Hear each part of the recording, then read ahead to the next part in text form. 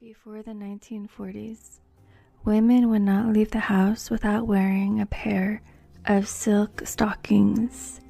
It was inappropriate to be bare-legged in public. Stockings came up to mid-thigh and had to be held up with garters attached to corsets or girdles. A garter belt could also be worn to hold them up. Before the late 1930s, fabrics were not elasticized, so they weren't very stretchy.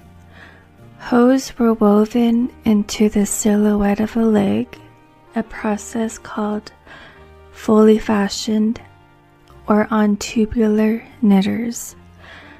Sizes were determined by the foot size, with plus size, called outsize, stockings available in wider leg fits.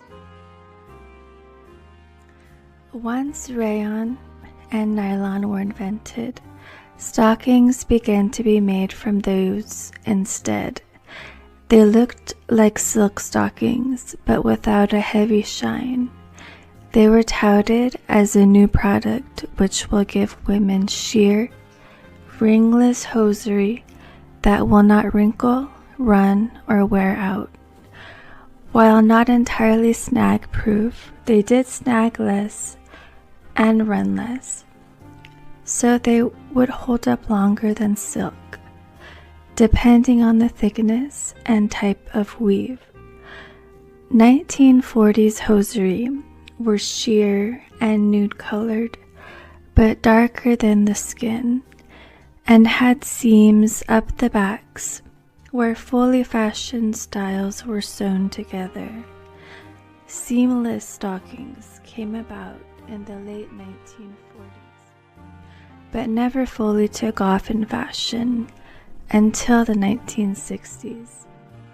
Stockings had reinforced toes and heels, with the Cuban heel design on most. Cuban heels were a square-edged block of darker reinforced knit that could be seen above the shoe heel. While certainly fashionable, they were mostly a practical design. During World War II, any available silk, nylon, and sometimes rayon were needed to make parachutes, tents, and other fine materials. Women were asked to donate their used stockings to the war effort. Once word got out that there might be a shortage of silk and nylon stockings, women flooded the stores, buying up all they could, thus creating a drastic inflation of pricing. Once the war board stepped in to regulate production and cap prices, demand settled down, but they generally were still too expensive for women to afford to replace often. 1940 stockings became a precious commodity. They snagged and tore easily, and it was hard to keep a pair around for a long time. Women had to conserve their stockings for very special occasions and fought over any that might be available for purchase.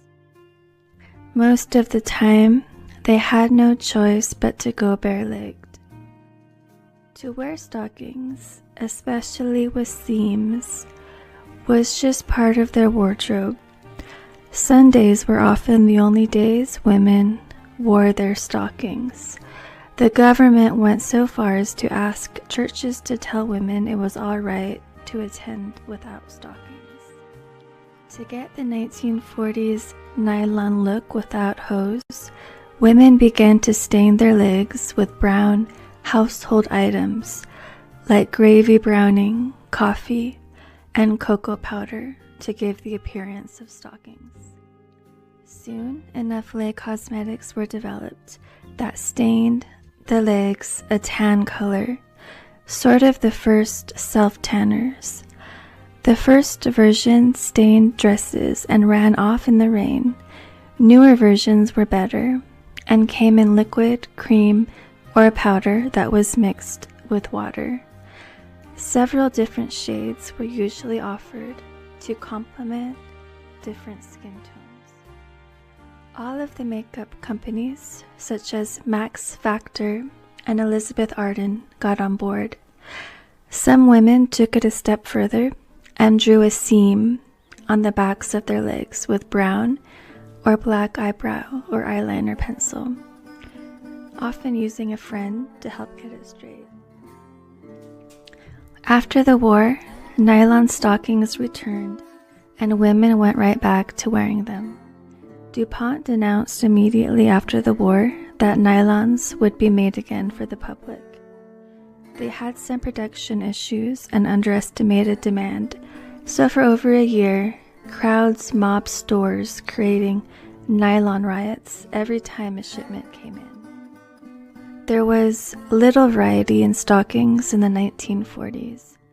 The differences were in the minute details. Silk, nylon, rayon, cotton, and wool were the main types of materials. With silk and nylon being in short supply, most women chose rayon or cotton stockings. Rayon could be high shine like silk or low shine like cotton.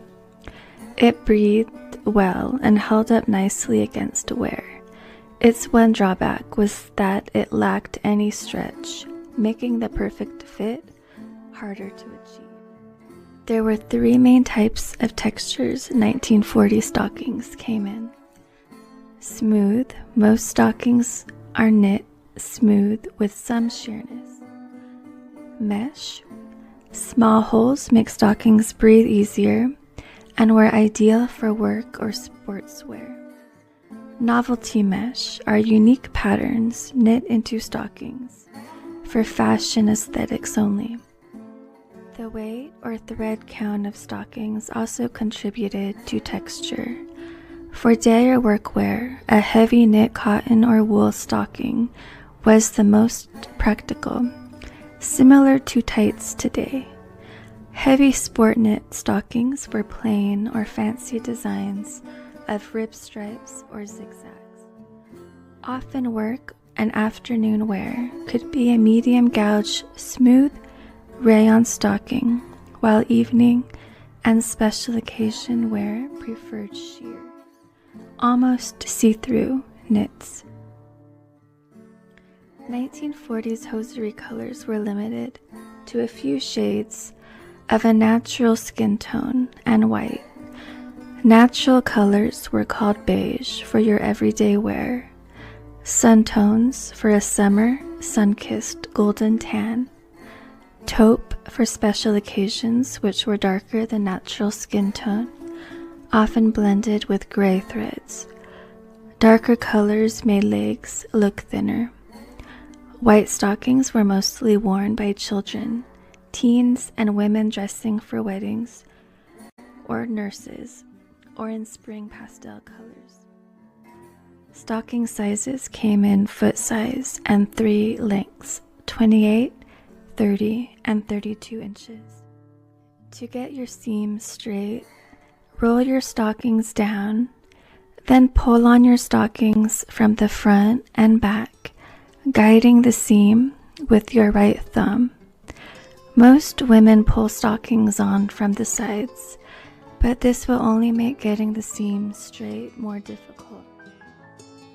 Put lotion on rough spots on your feet at night so they won't snag your hose. Wash by hand in mild soap, rinsing twice, and rolling in a towel and laying flat to dry. Repair by mending. Thank you for watching my video. Please like and subscribe, and have a wonderful evening.